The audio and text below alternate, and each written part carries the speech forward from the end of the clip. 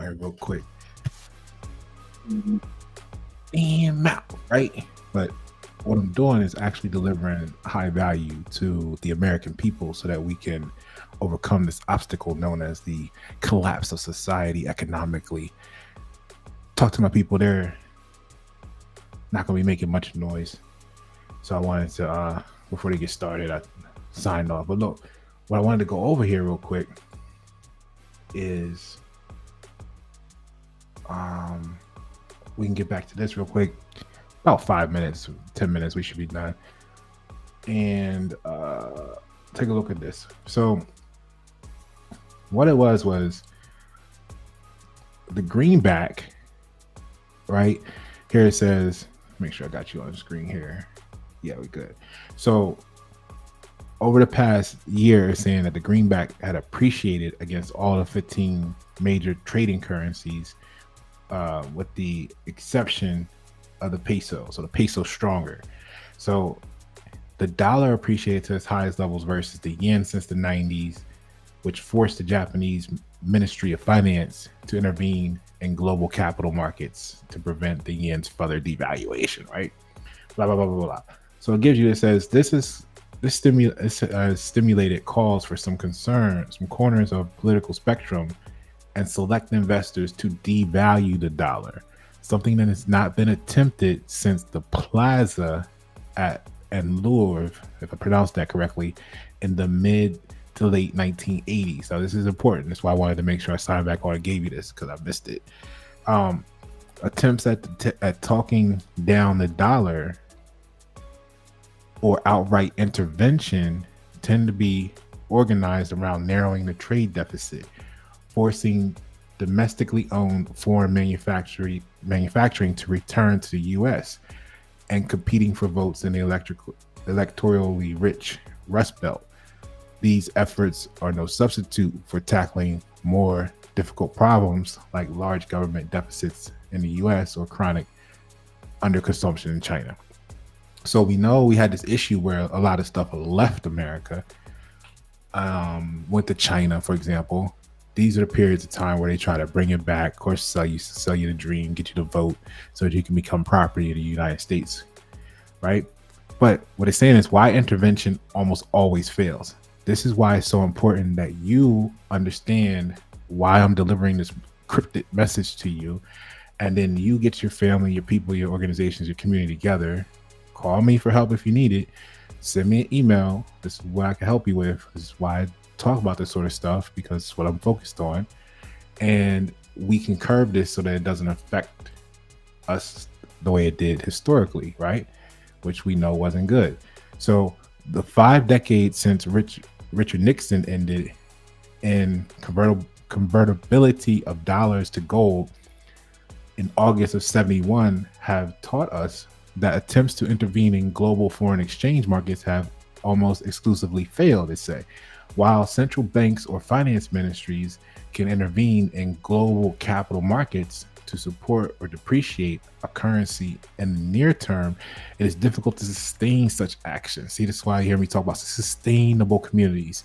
This is why you hear me talking about we need to get rid of currency, actually. You know what I mean? Because you can't have equality in the pursuit of equality, life, liberty, and the pursuit of happiness, right?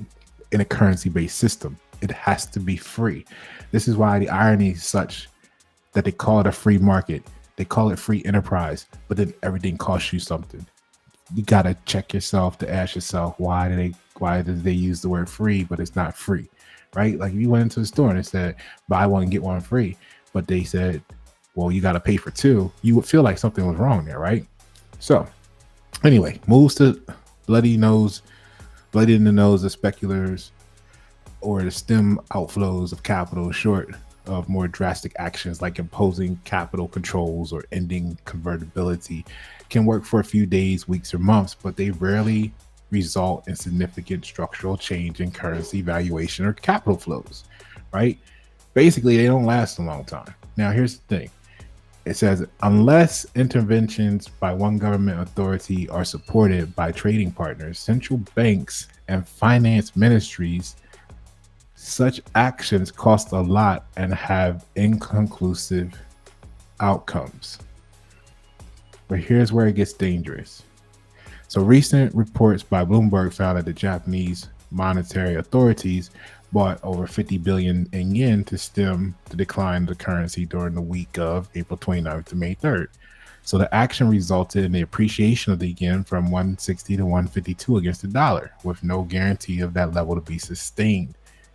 Now, foreign market exchange markets in the end are too large, with more than $6 trillion in chum, as they call churn, and with the dollar on one side of 90% of all transactions. In addition, it says the global market for U.S. Treasury bonds stands at roughly 31 trillion domestically and 36 trillion globally. Now, this does not include the roughly $13 trillion of private market assets under management, and the fact that approximately 30% of total capital flows in the immediate post-pandemic era are flowing into the United States. What does that mean? When taken together, the sheer size of these markets works against government interventions into foreign exchange. But that doesn't stop governments from trying. The confluence of economic and political events is now creating the conditions for another round of increased activity by nation states to engage in beggar-thy-neighbor policies. This is them, not me, but this says here, our analysts of global foreign exchange and capitals market strongly implies that an attempt to devalue the dollar will fail, and harm shall small and medium-sized firms that cannot obtain investment capital under such conditions. All right.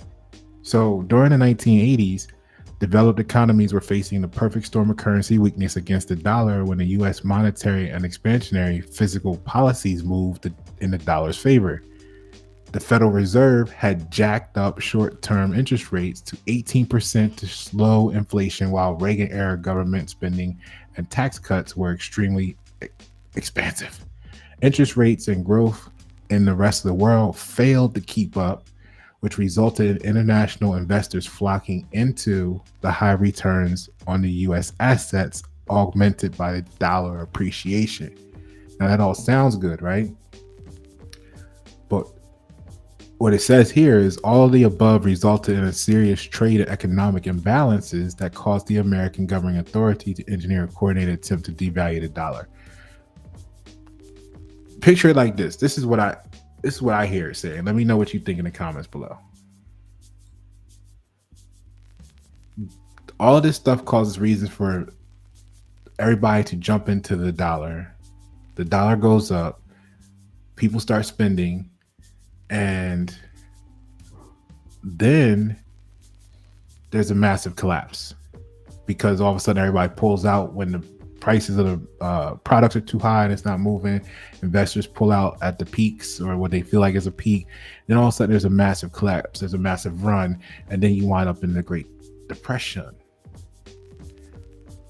There you go. It's that simple in 8 minutes. Maybe I should have done that first. I don't know.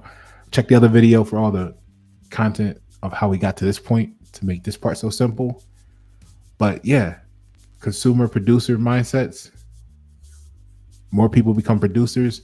We need the consumers to support them because you just see these imbalances.